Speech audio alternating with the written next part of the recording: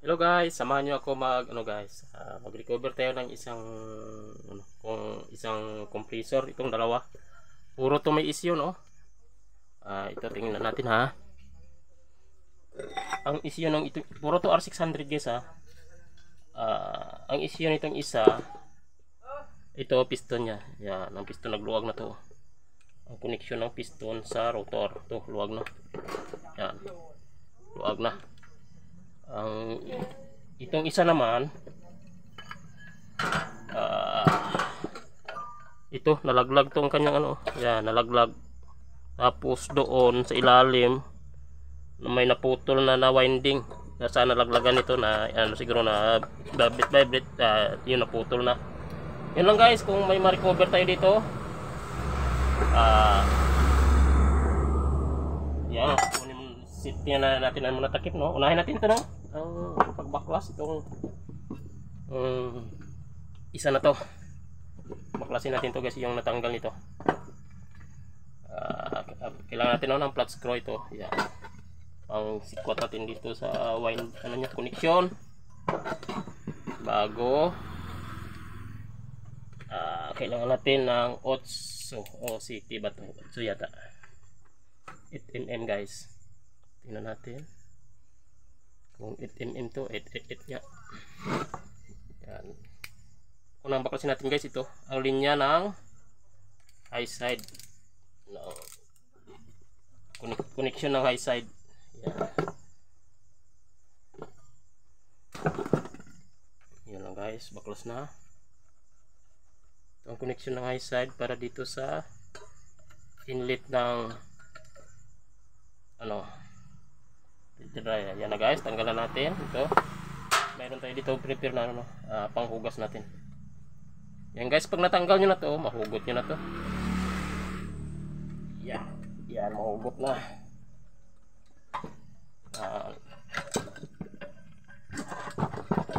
Yan, nahugot na natin, no. Ito yung natanggal ang yan, yan. Pala to guys, no, hindi pala sa hindi siya yan, naputol na. Yan, naputol. Hindi siya copper, siya, aluminum ang winding. Yan. Baklasin natin to guys, ang kanyang kailangan natin ng flat screw. Baklasin natin mga connection dito sa bolt. Yan. Connection ng bolt, yan ang apat na to.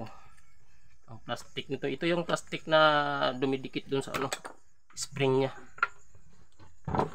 para sa vibration. Sama na natin sa hugas. Tapos kailangan natin ng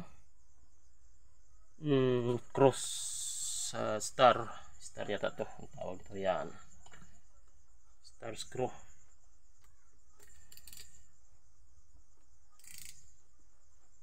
Yan.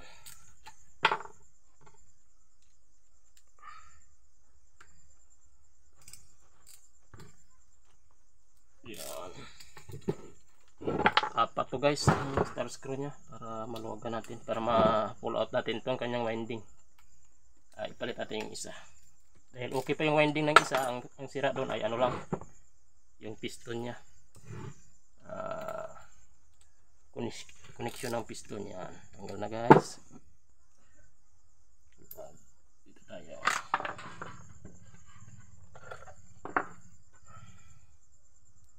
Lagyan natin ng extension para medyo masikip. Yan.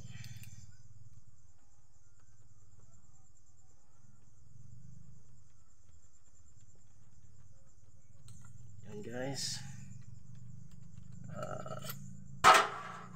Lang ito, no. Kailangan tiyaga ka rin ito, no, sa pag nito. Ayos. Kailangan guys, kung bago nyo to gawin, huwag nyo itong ibigay sa customer, pag-aralan nyo muna. Magawa kayo ng sarili. May kayo, sariling rep. Yan, doon nyo ilagay kung may nasiraan kayo. Praktisin nyo maigi dyan bago nyo ilagay sa customer ang mga ganito, mga mga ganitong diskarte, no? Bago ilagay natin sa customer, i-practice muna natin. Yan. Yan na guys. Roll out na natin to ang kanyang naputol na winding, no? Yan. Ipakilo na natin to. Ngunit mababa ang kilo nito, hindi man ano. Hindi siya copper. Ano siya? Yan. Ito guys, itong kailangan natin. Dahil okay pa ang motor nito. Ang motor nito ay okay pa. Ito ang winding ang ano. Dito naman tayo sa kabila guys. Yan. Kailangan naman natin ng 8.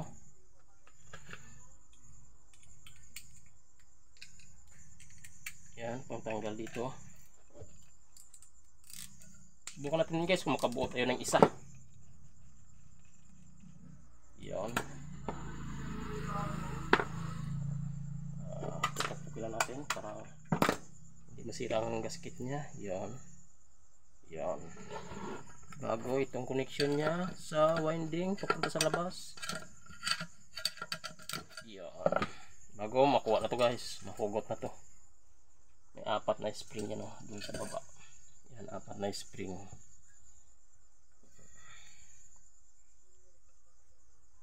Yun guys. Itong ano niya kahay. Safety lang muna natin dyan. Bago may 4 sa yung screen.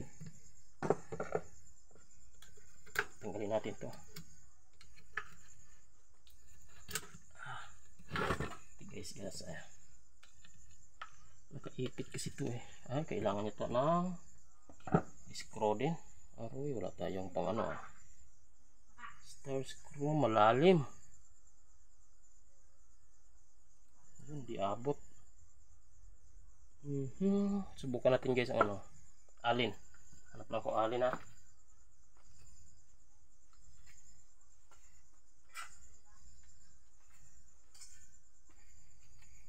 may alin tayo. Subukan natin kung papasok. Pinakamaliit pala to.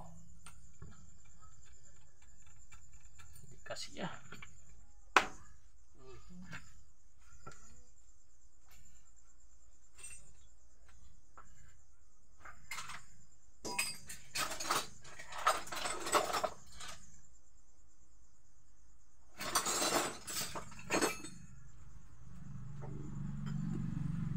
ito guys, subukan natin dito. Yun, kasi na. Yun. Tanggal sa dito guys. Yun. 4 to guys, 4. Ayun. Matigas. Panigurado talagang higpit nila guys. Kaya alam na. Dito sa loob yan. Naka-welding type. Compressor. Shielded type. Kailangan siguruhin mo kitang paghigpit.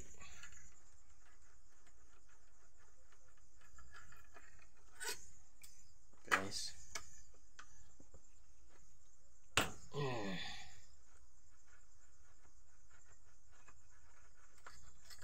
Ano guys, tanggal na. Ito lang kailangan natin Yun. Ito kailangan natin guys. Bago ito rin safety na natin ang kailangan natin. Yan. Diyan siya. Bago ito kailangan din natin ito siya kailangan baklasin din to.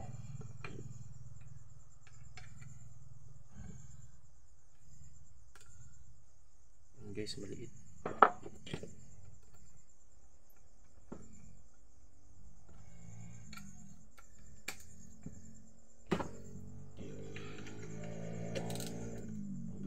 Tanggalin natin ang heat guys para malinis din natin. Ayan. Kailangan kasi natin to, palitan na natin to. Nalaglag na kasi yan. Kailangan natin nakabit din sa kabila.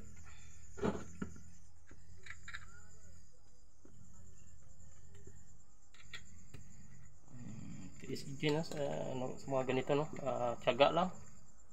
Kailangan din natin aralin masyado bago natin mapagana ng maganda. Kailangan malinis gid. Kailangan may nitro tayo panglinis, pangpahangin.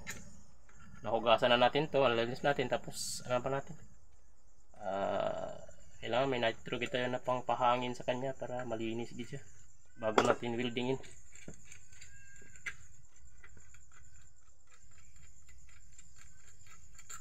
Yan.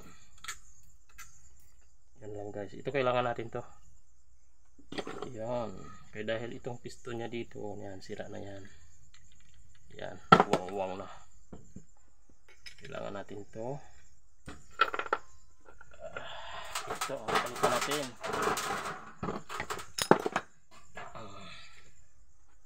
Ito yun guys. Yan.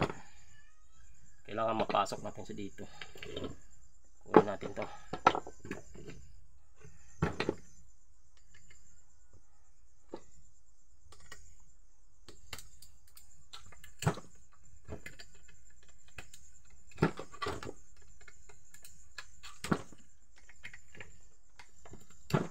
Guys, mahirap guys no kung mga baguhan talang kasalarangan ng refrigeration at air conditioning.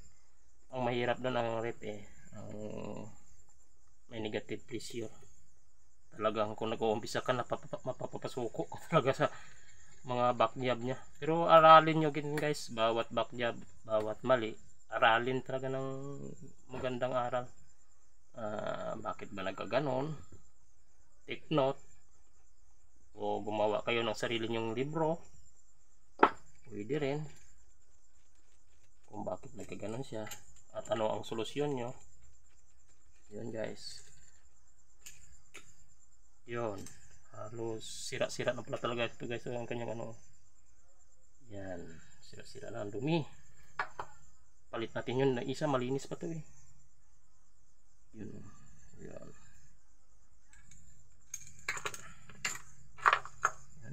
Malinis pa itong isa ito, kadumi-dumi na. Linisin natin guys ang liha.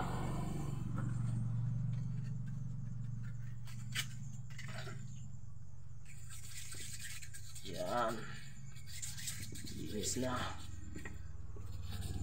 Huwag natin tuklapin to kaya masisira ang ano nya, masisira yung gasket. Lalong kanting ano lang ito, maayos na to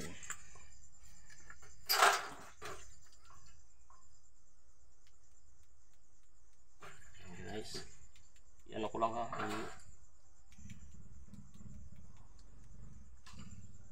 Yan. Okay na guys. Bago diba ito okay pa ang isa. Sana yung sira, itong sira niya Ay ito pang okay guys ito wala na, sira-sira na ano na mga gasket niya. Ito medyo okay pa ito na lang lagay ta, malinis pa itong isa na to. Yan, pag ganyan siya guys. Yan, yan may connection naman yun, doon banda. Yan, kung anong pagbaklas nyo guys, yun din ang pagbaklas para tapos itong ipalit natin.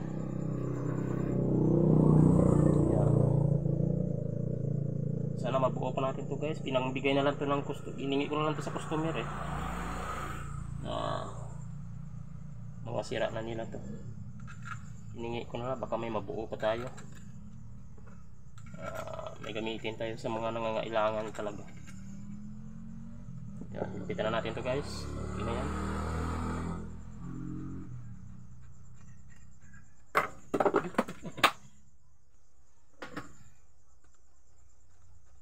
Kailangan ang pagigpit nyo ito guys,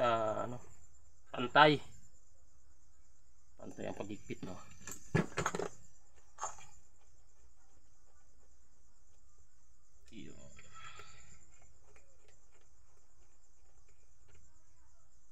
Gamitan natin para mahigpit natin.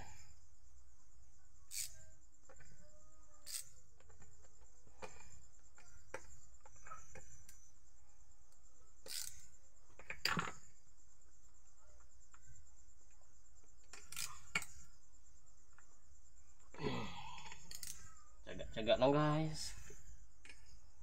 Pag walang tiyaga, walang nilaga.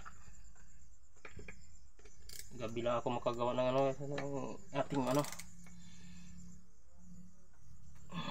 kailangan may higpit isa. Hindi rin sobrang higpit, baka malustrid na rin. estimate niya rin yan. Tamang higpit.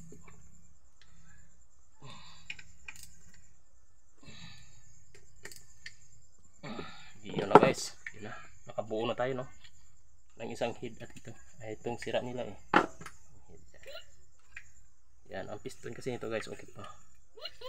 Yan. Ito. Okay pa to. Samantala ito. Sana yun. Samantala yung isa. Wala na yun. Dun sana. Hugasan talaga ito guys. Hugasan.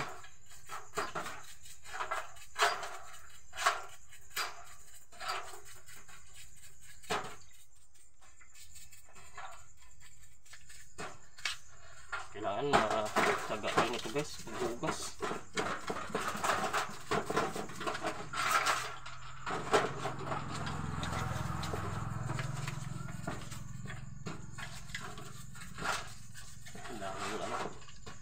Masilan ang refrigerant, mahaluan lang ng ibang mapapasama na.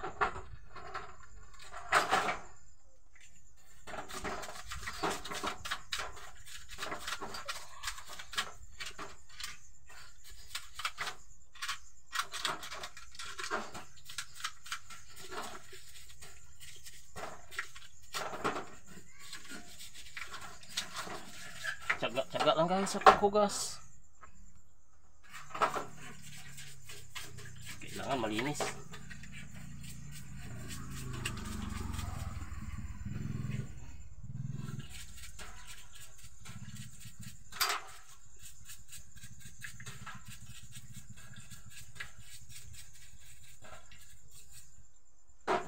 So tayo dyan.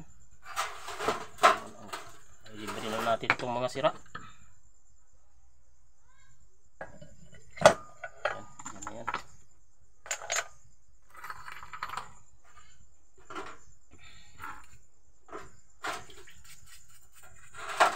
Nalinis na natin. Dito naman tayo sa kanyang winding.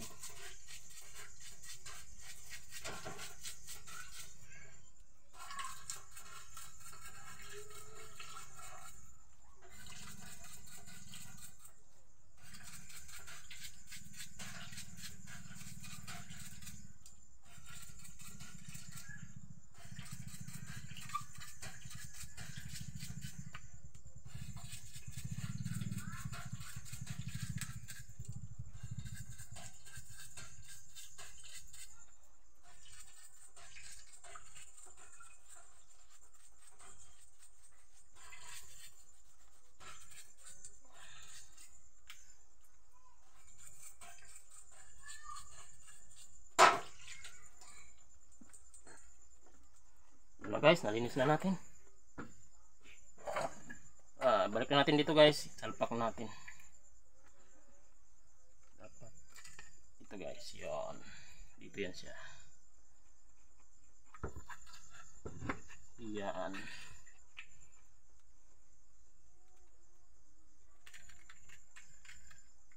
Check natin guys na. Ang plastic, okay man, dyan talaga siya. Pasok natin. Bago ilagay natin yung apat na bolt nya. Hugasan din natin yung mga niya.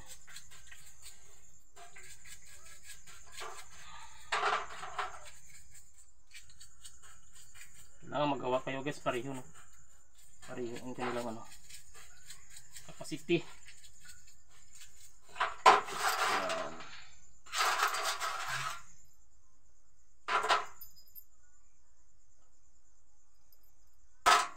Lagay na natin itong apat na bolt niya.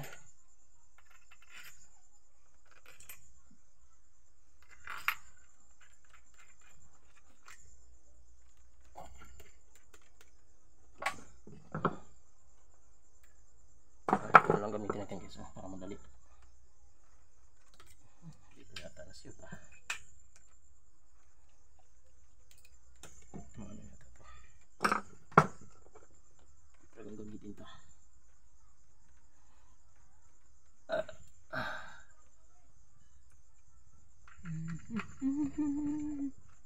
Ito yung oil pump nya guys. yan ang kapaakyat ng langis doon sa head supply sa piston, supply sa mga ano niya, sa lahat nag-iikot na malangisan para hindi mag kontak bakal to bakal, ay langis gid nga supply. Baka yan guys hindi yun na supplyan ng langis no, ang unang yung kanina yung nasira ang piston.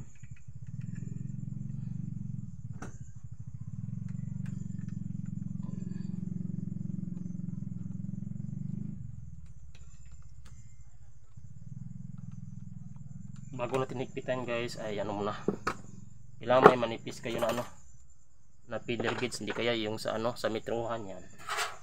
Sukatin natin yan, hindi magdikit to. Sukatin natin ang rotor.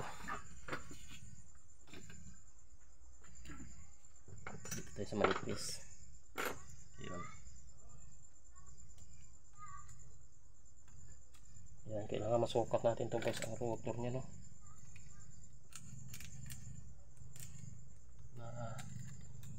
Ang gap para hindi magano,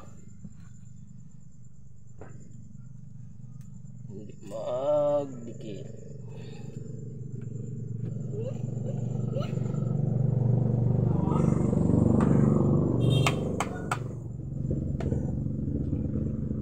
Suka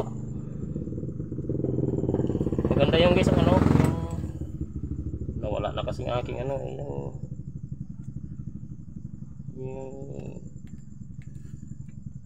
metrohan, magputol kayo doon panlawkat, maganda yun.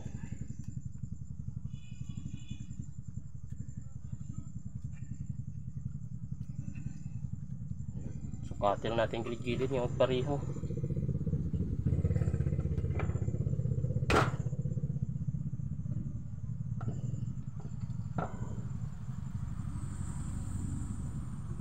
Kailangan magpareho yung gap guys sa gilid-gilid ang rotor at ang ano, motor winding.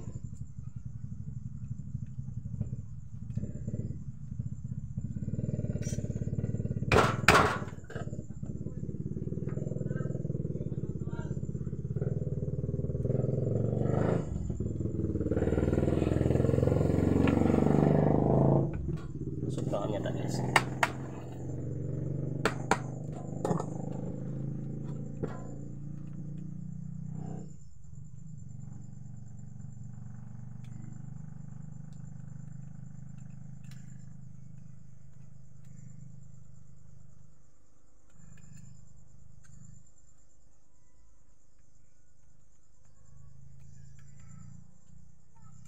Okay na yan guys, kita na natin.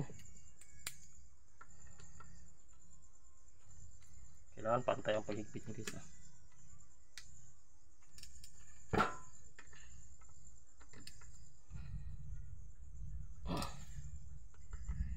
Tingnan natin kung maparaning natin to guys.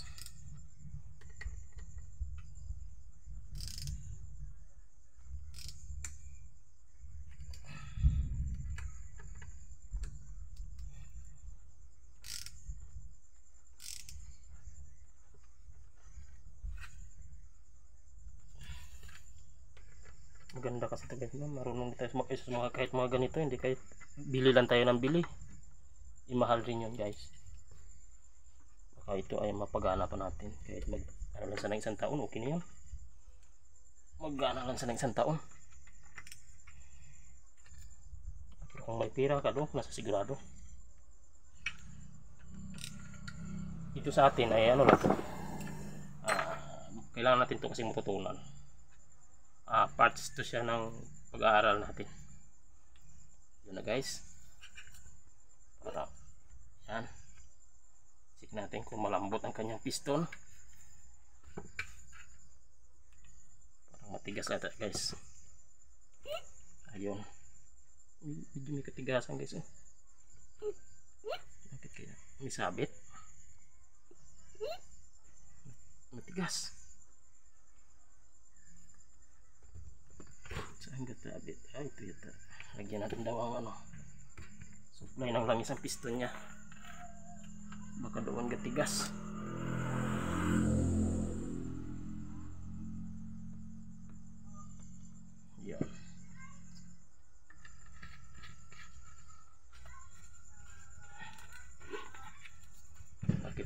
guys.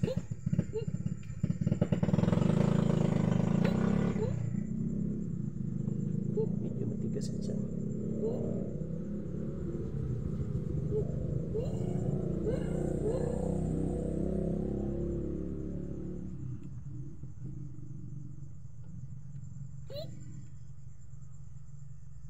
Yan, okay na yan guys.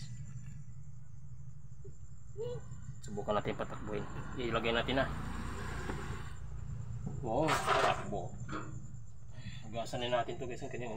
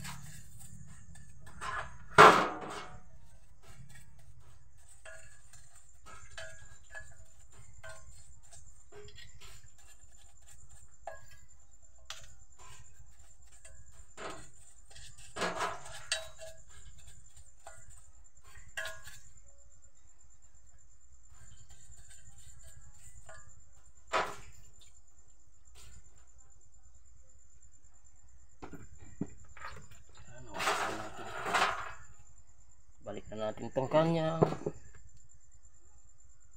Nasugatan pa yata ko guys.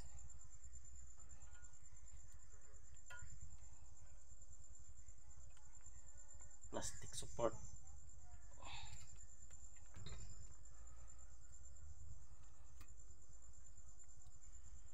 Yan. Tapos balik natin to. May wala pa akong nabasa na.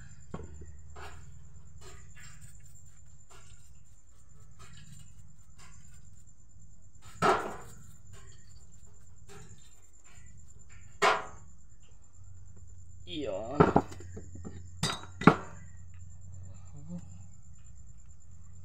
Balik na natin ito guys. Unatin na natin ito kunti. Ingat tayo dito sa mga gilid. Baka magkasgasan ng winding. Mag-grounded.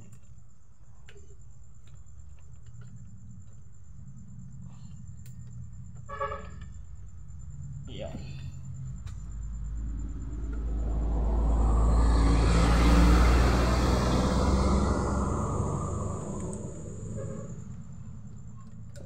Hindi ito lakas yan.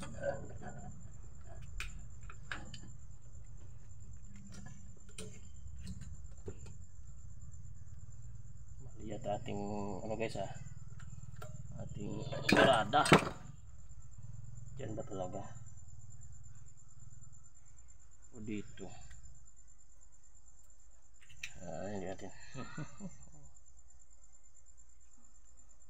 Ito yun guys. Kaso ito baliktad. Pariho ba ang design? Pariho lang din. Bakit baliktad? Dapat ito. Ito. Ganyan siya. Dahil ito maganon.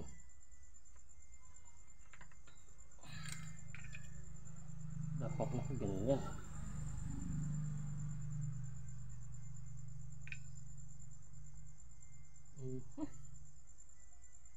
Ito yun guys yan. Naglagay siya ng flow doon sa service line. Yan, nilagay niya doon. Okay rin guys ang ginawa niya, ngunit ang ano ko doon, ang suggest ko doon, subukan natin guys maglagay